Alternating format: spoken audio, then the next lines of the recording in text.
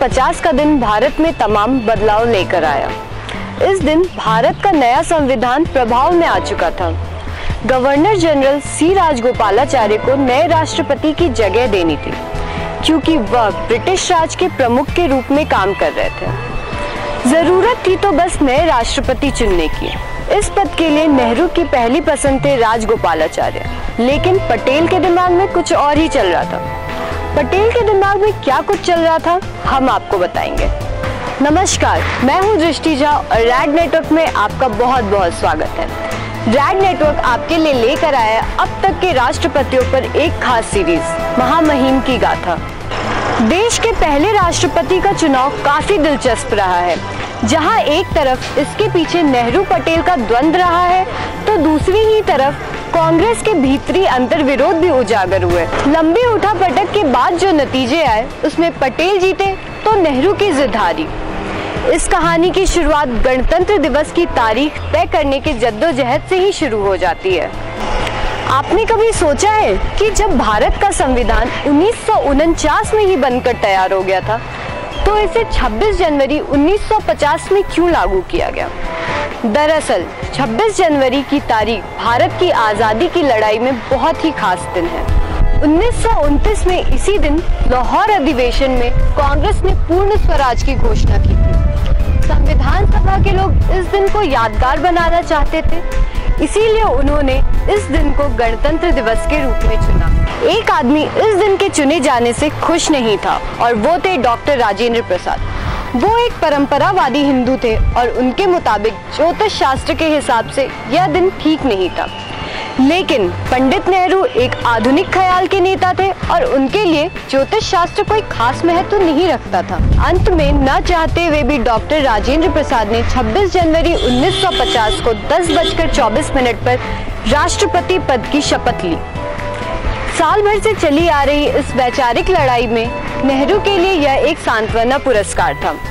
वो ये जंग काफी पहले ही हार चुके थे, राजगोपालाचारी को राष्ट्रपति बनाने की जंग। दरअसल पंडित नेहरू देश के प्रथम राष्ट्रपति के पद पर राजा जी यानी सी राजगोपालाचारी को देखना चाहते थे, लेकिन पटेल के दिमाग में कुछ और ही चल रहा था।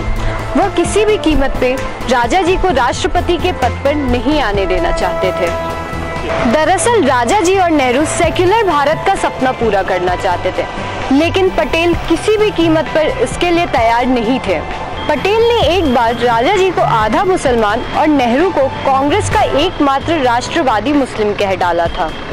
लेकिन बहुत से कांग्रेसी राजा जी के नाम पर इसलिए सहमत नहीं थे क्योंकि राजा जी ने अंग्रेजों भारत छोड़ो आंदोलन का विरोध ही नहीं किया था, बल्कि खुद को उससे अलग भी कर लिया था। देश के प्रथम राष्ट्रपति पद के लिए सरदार पटेल की पहली पसंद डॉक्टर राजेंद्र बाबू ही थे।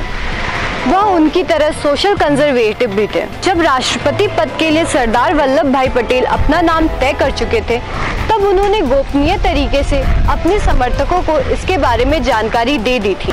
सार्वजनिक तौर पर उन्होंने इसके बारे में कभी कुछ नहीं कहा। तो आइए अब जानते हैं कि जब नेहरू का झूठ पकड़ा गया तो क्या हुआ। नेहरू राजा जी के चुनाव के लिए इतने उतावले हो गए थे कि उसके लिए उन्होंने झूठ बोलने से भी गुरेज नहीं किया। इंटेलिजेंस अफसर रहे RNP सिंह अपनी किताब नेहरू अ ट्रबल्ड लेगेसी में उस वाकये का जिक्र करते हैं। हुआ ये था कि 10 सितंबर 1949 को नेहरू ने प्रसाद को एक खत लिखा। इस खत का मजमून ये था कि उन्होंने सरदार पटेल से नए राष्ट्रपति के बारे में बात की। इस बातचीत में ये तय हुआ कि राजा जी को ही राष्ट्रपति बनाया जाना चाहिए। राजेंद्र प्रसाद को सरदार पटेल का यह विचार हजम नहीं हुआ और उन्होंने इस बारे में पता करने की कोशिश की। अगले दिन उन्होंने नेहरू को जवाबी खत लिखा, जिसमें उन्होंने नेहरू को इस बात के लिए काफी खरी खोटी सुनाई। उन्होंने साफ कहा कि पार्टी में उनकी हैसियत का ख्याल रखते हुए उनके साथ बेहतर बर्ताव किया जाना चाहिए। उन्होंने इस खत की एक कॉपी सरदार पटेल को भी भेज दी। जब ये खत नेहरू की टेबल पर आया तो उन्हें समझ में आ गया कि वो इस मामले में बंद गली में फंस चुके हैं। उन्होंने आधी रात तक बैठकर अपनी सफाई तैयार की और उन्होंने अपने जवाबी पत्र में लिखा, जो भी मैंने लिखा है उससे वल्लभ भाई का कोई लेना देना नहीं है। वल्लभ भाई इस बारे में कुछ नहीं जानते और मैंने ये सारी बातें अपने अनुमान के आधार पर लिखी हैं।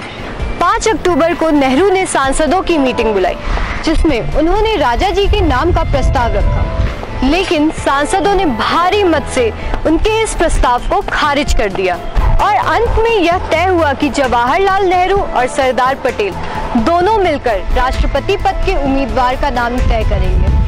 दोनों बैठे, पहले तो मतभेद रहा, लेकिन जब सरदार पटेल अपनी बात पर अड़ गए तो नेहरू जी ने कहा कि ठीक है, आप ही राजेंद्र बाबू के नाम की घोषणा कर दीजिए। पटेल ने राजेंद्र बाबू का नाम घोषित कर दिया और इसी तरह डॉक्टर राजेंद्र प्रसाद हमारे देश के प्रथम राष्ट्रपति बने। फिर नेहरू क्यों चाहते थे कि राजेंद्र बाबू राष्ट्रपति न बने? दरअसल कांग्रेस उस समय कई विचारधाराओं वाले संगठन हुआ करता था।